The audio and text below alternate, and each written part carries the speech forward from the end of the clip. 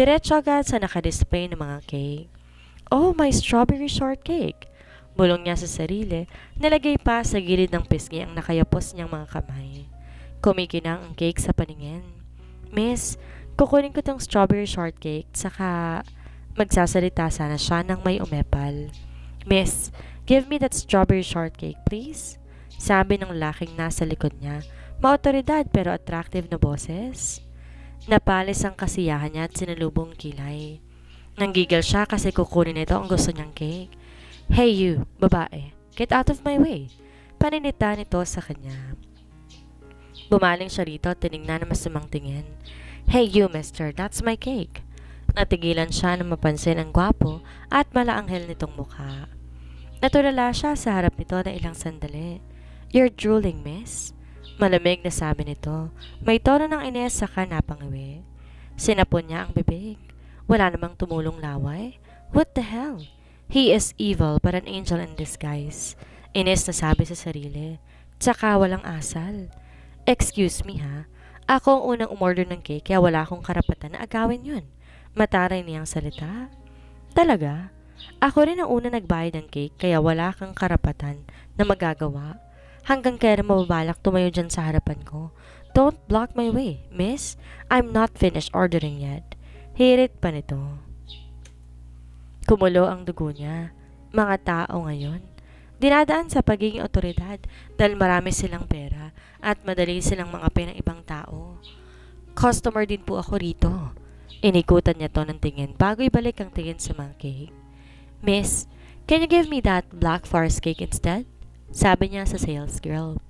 Tumango ito at kinuha ang cake na nakadisplay. Sinikap niyang huwag pansinin ang lalaki sa likod niya. Nararamdaman niyang kumilos yon. Lumapit sa counter, kinuha ang cake. Nalaman niyang sumusunod na pala ang tingin niya dito. Bumaling to sa kanya para bigyan siya ng matalim na tingin bago lumabas.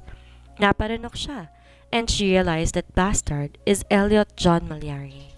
What? Naiiritang bulyaw ni Elliot John Malyari sa sekretary niya. Kumunot ang noon niya. Tinitigan ng may pagkalito ang babae sa harap niya. Magre-resign ka na? Kakahire ko lang sa'yo last week ah. I found you reliable and diligent. Sayang naman kung aalis ka. Kung alam mo lang kung gaano kahirap maghanap ng mga employee mapagkakatiwalaan. Yumuko ito. Sorry po talaga sir. Sinabi kasi ng asawa ko magstay na lang po sa bahay para maalagaan ko ng mabuti ang anak namin. Maraming salamat po kahit short stay lang po ako. Kalmado nitong paliwanag. Ay, sayang. Sinapo niya ang noo. Fine, I dismiss you. Thank you also for everything. I hope I can find another one like you. Sumandal siya sa swivel chair. Nanghihina siya sa desisyon ng sekretary niya. Mawawalan na naman siya ng isa pang trustworthy na manggagawa. Maraming salamat po ulit, sir. Nakangiting sambit nito bago lumabas ng opisina niya. Bumuga siya sa hangin. Sumikip ang dibdib at sa tumatambak na frustration sa loob ng dibdib niya. Tumingala siya sa kisame at nagzone out na naman siya. Isa siyang bilyonaryong CEO, ang chairman ng Malyari Group. Mayaman siya, maraming pera. Mabibili lahat ng gusto pero malaki ang responsibilidad niya. Akala ng lahat kapag nakaiga sa bed of roses, wala ng mga tinig. Nagkakamali siya dahil araw-araw patong-patong ang mga problema at gawain. Halos hindi na siya makahinga at limitadong oras para makakapag-gimmick sa mga kaibigan. Umuwi siyang pagod at diretsong natulog. It's been 7 years since he became the CEO of this corporation. Sa edad na 27, marami na siyang nagawa para maitago at papalago ang negosyo. Born to a wealthy family, Elliot is the eldest of 3 siblings. His father, a powerful businessman, has always had grand expectations for him, including an arranged marriage to Juliet to merge their family's wealth. Kahit tutol siya sa desisyon ng mga magulang, sinunod niya pa rin para sa ikabubuti ng kumpanya. Juliet Marquez, she is her childhood friend and he had never loved interest with her. Alam niya may gusto ito sa isa pa niyang kababata, si Magnus Reyes Zaragoza. Simula high school hanggang ngayon, hinahabol pa rin to ni Juliet kahit isa na tong international fashion model. He felt sorry for her, and he is aware that she loathed him so much. For the sake of their families, both of them will suffer that loveless marriage. Ngunit nag-iisip siya ng paraan para di matuloy ang kasal nila. Gagamitin niya si Magnus. Sisikapin niyang ma-inlove din to kay Juliet. Napangiti siya sa sarili sa naisipang ideya. Tinukod niyang siko sa desk at kinuha ang cellphone. Nagsimulang mag-dial at saka nilagay sa tenga. Rafi, magsimula ka ulit maghanap ng secretary. Utos niya sa HR manager. No need, sir. Nalaman namin nga alis si Gretchen kaya't dali-dali kaming humanap ng pampalit sa kanya at mayroon na kami. She will begin tomorrow.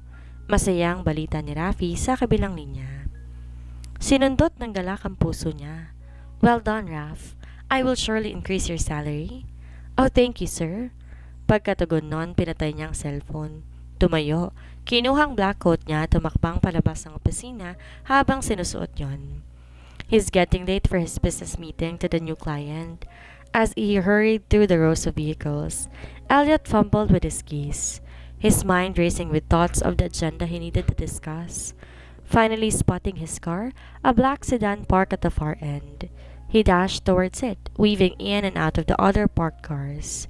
He quickly unlocked it, tossed his bag into the passenger seat, and slid into the driver's seat with barely a moment to catch his breath. Pinaandar niya ang engine sabay sulyap sa oras sa wristwatch niya. 15 minutes na lang magsisimula ng meeting. Mabuting malapit ang company nito sa kumpanya niya. Sana hindi siya mablock sa traffic. Nakaramdam siya ng ginhawa dahil maayos ang daloy ng traffic. Huminto siya nang pumula ang traffic light. Kinuha niya ang cellphone habang hinihintay matapos ang ilang segundong palugit sa mga taong dadaan sa pedestrian lane. Tinawagan niya ang secretary ni Johannes Romangoli para ipaalam na paparating na siya. Actually, isa sa mga kaibigan niya si Johannes. Isa tong CEO sa isang kumpanya na pangalawa sa company niya. Ilang beses niya itong inalok na maging business partner, ngunit lagi lamang itong tumatanggi. Siguro nagipit kaya pumayag makipagresbakan ngayon sa kanya. Binaba niya ang cellphone matapos makita na nakasindi ang berdeng ilaw sa traffic light. Sinasaad na kailangan niyang umusad. Sumulyap siya sa sidewalk, dinidistract siya ng magulong pedestrian. Maraming taong nag-aabang para makatawid ng mga sandaling ito. Di niya maaninagan ang mukha nito dahil nagmamadali siya, pero isang babae ang nangibabaw sa lahat. Tila kabayan may pakpak ang wala sa sarili, tinawid ang kalsada kahit naka-green light na. Nanangis ang ekspresyon nito habang marahas na lumilipad sa hangin ng itim at mahaba nitong buhok. Nasaksihan niya itong sumalpok sa sasakyan niya. Panic surged in his veins as he slammed the brakes, heart racing. He jumped out of the car, his mind racing with disbelief and horror. Mabuti, konti lang ang mga sasakyan na nakasunod sa kanya. Natagpuan niya ang magandang babae na nakahandusay na sa semento. Nakaukit sa mukha nito ang gulat habang hinahabol ang hininga. The world around him faded into a silent film. The honking cars, the shouting pedestrians. None of it reached him as he knelt beside her, his heart thudding in his chest. Are you okay? Please, can you hear me? What were you thinking running like that? He stammered, unsure of what to do. The gravity of the situation crashing over him like relentless waves. Kinindat nitong isang mata, tsaka sinubukan na umupo. Hindi ko nakita ang sasakyan. Tsaka mauhuli na ako sa meeting. Paliwanag pa nito. Late for your or my meeting, you mean? Do you realize what you have done? I cannot afford to be delayed right now. Sabi niya na parang bubugahan to ng apoy, pero bigla siyang nakonsensya. Naisipan niyang dalhin to sa ospital. Alam ko, pero gusto ko lang tumawid. Pero naging green light at it doesn't matter. You could have really hurt yourself. Putol pa nito. Please, pasensya na po. Hindi ko sinasadya. I'm running to save my job. Natigilan siya at napaisip. You're the same girl I met last time. Pinag-aralan niya ang mukha nito. You who stole my strawberry shortcake? Sigaw nito at hinipo pa ang balakang. Umiling siya, kinuha ang cellphone para tawagin ang paramedics. I never stole it. I bought it and it's mine. Naiinis niyang saad, sabay sulyap sa wristwatch niya. Oh shucks, I can't believe this. I was supposed to be at the meeting in 15 minutes. Tinapunan niya to ng matalim na tingin. It's all your fault. Ang laki-laki ng traffic light na yan. Hindi mo man lang nakita na naka-green na? Sinermonan niya ito. Umuusok sa galit ang tenga niya. Pasensya na ho kayo, mister. Sadyang tanga lang po ako. I'm sorry. I did not mean to disrupt your life, sabi nito. Mabigat ang paghinga matapos sumingi ng tawad sa kanya. Lumambot ang ekspresyon niya. Well, now we're both disrupted. Malamig niyang tugon at nilagay sa bewang sa dalawang kamay. Maya-maya ay dumating ang ambulansya. Anong nangyari dito? Tanong ng paramedic. She ran into the street. I wasn't paying attention. Putol pa nito sa kanya. I can sue her. This is all her fault. Binalik niya ang tingin dito, hindi umimik. Nakatitig sa kanya na tila asong gala na nagpapaawa. Suminghal siya. You're lucky, good mood ako ngayon. I will spare you, miss. He stepped back. Sinugod to ng mga paramedics para tulungan na iangat. Kumulo ang frustration sa kanya habang pinapanood ang naturang eksena. Sa sumunod na oras, napa-office na ulit si Elliot. He rescheduled the appointment with Johannes. Nasa harap siya ng kanyang laptop. Abala sa pagtatype ng response sa nakatambak na email sa inbox niya. Di niya napansin ang pagbukas ng pinto. Nilawa ang bagong sekretary niya kasama si Rafi. Nalaglag ang panga ni Elliot nang matukoy ang babae sa harap niya. Ito ang bagong sekretary niya, the troublemaker. Binalik niyang tingin sa resume nito para basahin ang pangalan. Parang walang salitang gustong lumabas sa bibig niya. Nakangiti ang babae. Mapungay ang bilugan nitong mga mata. Naka-ponytail ang buhok. Minimalist ang style ng suot nitong corporate attire. White and silky long sleeve at over-the-knee lavender pastel color skirt. Bagay yon sa balingkinita nitong katawan. Her innocent look suddenly fluttered his cold heart. Bumuntong hininga na lamang siya. Humugot ng malalim na hininga si Rose. Inaayos ang skirt habang papasok sa opisina ng bago niyang boss. Ito ang unang araw niya bilang secretary ni Elliot John Malyari, ang CEO ng sikat at marangyang Malyari Group, pero isa siyang fake. Magdi-disguise ayon sa deal nila ni Juliet. Napabilib din siya rito kasi nagawa nitong papasukin siya ng walang problema. Binayaran lahat ni Juliet ang mga taong pwedeng humadlang sa plano. Pinaalis ang dating secretary, ginawa nitong accomplice ang HR manager. Bago pa simulan ng mission niya, 2 beses niya itong na-encounter. Una sa cafe, inaway pa niya. Pangalawa kahapon, sa daan at muntik na siyang mabangga. Sa anong kadahilanan, bakit kailangan nilang magkita? Nakilala niya agad na si Elliot yon dahil nasa Forbes at Time Magazine na mukha nito. Sikat pa sa social media. Siya malamang hindi kilala nito. She finally entered John Malyari's sleek office. It's filled with modern decor and floor-to-ceiling windows overlooking the city. Nalimutan niyang huminga na malamang nasa harap na siya ni Elliot. Inangat kaagad nito ang tingin nang maramdaman ang presensya niya. Good morning, Mr. Malyari, bati niya. Kinakabahan siya sa bawat titig nito. Elliot's deep-set eyes scanned her face intently, and she felt the heat rise in her cheeks. Ah, you must be my new secretary. Malamig na saad nito pero bahagyang kumibot ang gilid ng labi.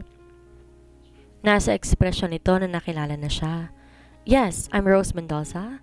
Pagpapakilala niya sa peke niyang pangalan. Sinusubukang kalmahin ang tono. Sana naman magwaka siyang professional sa mata nito. Sumandal to sa upuan at nagtaas ng kilay. Nice to see you again after our, what should I call it? Eventful encounters? Sabi nito sa malamig na tono. Di siya umimik. Tila matutunaw siya sa harap nito. Matapang siya, isa ring leader, pero sa harap para siyang tuta. Kitang-kitang pagiging maotoridad nito. How come I met my new secretary not once but twice before meeting her in my office? Is this what they call fate? Nilamig ang batok niya. No sir, it's just coincidence. I didn't expect you to actually show up after that incident at the pastry shop. Sabi nito, kinuha ang papel sa desk. Sabihin na lang natin na medyo stubborn ako kasi hindi ko hayang ibigay yung huling cake lalo na kapag favorite ko. Sabi niyang pinipigil ang tawa. Stubborn or just reckless? You almost got hit by my car yesterday, you know? Sabi nito at gumisi sa kanya. Aksidente lang po yun. I can assure you I'm a lot more careful in the office. Depensa niya. Enough about the past. We'll focus on your responsibilities moving forward. Binaba nito ang papel. Binuksan ang laptop. Inayos ni Rose ang tindig. Right, of course. Anda akong tulungan kayo sa lahat ng pangangailangan ninyo. Very well done. I expect full dedication in this role. Saad nito, tinuon ng pansin sa laptop. You'll get it, Mr. Malyari. Confident niyang salita. Sumandal ulit para pag-aralan ang kanyang reaksyon. Tingnan natin kung makakaya mong pressure. Sabi nito sa matigas na ekspresyon. Chino-challenge pa yata siya. I thrive under pressure. Just don't expect me to let you take that cake again. That's a bold stance, Rose. Tura nito sabay ng pag-snap ng amusement sa mga mata. Well, someone has to keep you on your toes. Humalo ang intriga at nerbyo sa kanyang puso. Tatandaan ko yan. Sabi nito at di pinalatang nakalitaw ang ngiti sa mga labi. Bumilis ang tibok ng puso niya. Di mahuli ang sariling pagkakaroon na atraksyon dito. Okay Dan, what's first on the agenda? We'll start with the meeting. Sabi nitong may banayad na pahiwatig ng kuryosidad sa tono matapos ibalik ang atensyon sa gawain. Umupo si Rose sa bagong working desk niya. Nakalatag doon ang mga paperworks niya. Bumuga siya sa hangin. Nakalimutan yatang huminga na sandaling yon. Medyo intimidating si Elliot, malamig, at parang walang interes sa kanya. Para ba niya paaamuhin yon? Kinuha niya ang ilang strand buhok at sinimulang ikot-ikutin gamit ang hintuturo. Maya-maya may mga dumadaang co-workers at binabati niya. Akala niya mababait na mga yon pero para nagiging bully sa kanya. Grabe, sama na ugali ng mga empleyado dito kagaya ng amo. She cannot tolerate it. Napatiimbagang na lamang siya. Makalipas ang ilang sandali, marahas na bumukas ang pinto sa opisina ng boss niya. Nilawa si Elliot. Umaapoy sa galit ang mukha. Rose! Yes sir, is everything alright? Sabi niya sabay lapit dito. No, everything is not okay. I needed to cancel my appointment with Kineson. Now! Ora-orada nitong Saad, saka nag-dial sa cellphone. Bigla siyang ninervyos. Opo, pero may specific reason po ba sir? Pwede ko naman reschedule imbes kung gusto nyo. I don't care about rescheduling. Just cancel it. I don't want to deal with him today. Putol nito. Kumukulo ang frustration sa mukha nito. Bumuntong hininga siya sa kasabi ng, okay po, I will take care of it right away. I can't believe this. That woman, she's really ruining our friendship. Mahinang sabi nito sa sarili nang tinalikuran siya. May iba pa ba kayo ipapagawa, sir? She asked tentatively. Bumaling to sa kanya. Nakakasulasok na tingin ang binigay nito sa kanya. Wala. Gawin mo ko nung sinabi ko. Absolutely, I'll handle it. Kalmado niyang pahayag. Pumalatak ito. Tinalikuran siya tumakbang papalayo. Umeko bawat apak nito sa sahig bago tuluyang naglaho sa view. Bagsak ang balikat niyang bumalik sa desk. Umupo siya at ipinatong sa mesang dalawang kamay. That arrogant Elliot. Mukhang mahirap paibigin.